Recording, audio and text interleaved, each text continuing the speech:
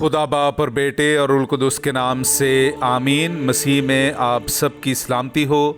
बहार colony coat Lakhpat Lahore से मैं एंड्रू इसाक आपके हुजूर रोज़मर्रा की तलावतें लेकर हाजिर होता हूँ।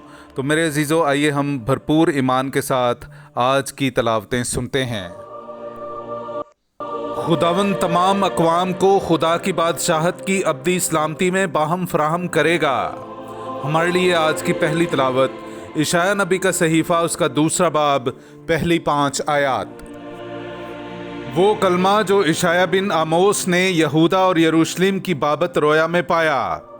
आखिरी दिनों में ऐसा होगा कि खुदाउन के घर का पहाड़ पहाड़ों की चोटी पर उस्तवार किया जाएगा और पहाड़ियों से बुलंद किया जाएगा, और तमाम उम्मतें उसकी तरफ रवाना होंगी। और बहुत सी कौमें आएंगी और कहेंगी, आओ हम खुदाउन के पहाड़ की तरफ, यानी याकूब के खुदा के घर की तरफ चढ़ें, और वो अपनी राहें हमें सिखाएगा, तो हम उसके रस्तों में चलेंगे। क्योंकि सहून से शरीयत और यरूशलेम से खुदाउन का कलमा सादिर होगा। वो बहुत सी कौमों के दरमियान अदालत करेगा और बहुत सी कौमों का इन्फिसाल करेगा। तो वो अपनी तलवारों को तोड़कर फालें और अपने नेज़ों को दरांतियाँ बनाएंगी। फिर कौम पर कौम तलवार ऊंची ना उठाएगी, और वो फिर कभी जंग की मश्क ना करेंगी। ऐ याकूब के घराने, आओ हम खुदावंद के नूर में चलें। पाक कलाम का पढ़ा और सुना जाना हम सब के लिए बाइस बरकत हो। खुदा का शुक्र हो। मुझे खुशी हुई जब उन्होंने मुझसे कहा कि आओ हम खुदावंद के घर चलें। मेरे अज़ीज़ों, आइए हम खुदावंद अपने खुदा की हम्द व तारीफ़ करें। मैं आपके सामने पढ़ूंगा ज़बूर नंबर 122, उसकी पहली से चौथी और फिर 8वीं से 9वीं आयत तक। मुझे खुशी हुई इसलिए कि उन्होंने मुझसे कहा कि आओ हम खुदावंद के घर चलें। ऐ यरूशलेम, हमारे पाँव इस वक्त तेरे फाटकों में हैं।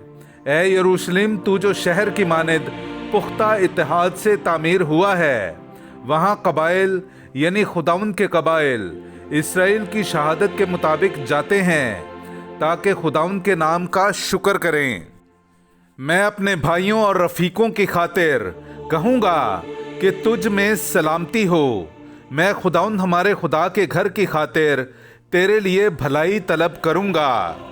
पाक कलाम का पढ़ा और सुना जाना हम सब के लिए बाइस बरकत हो। खुदा का शुक्र हो। नाराए हम्द। ऐ खुदावंद, अपनी शफ़क़त हमको दिखा और अपनी निजात हमें बख्श। हालेलुया।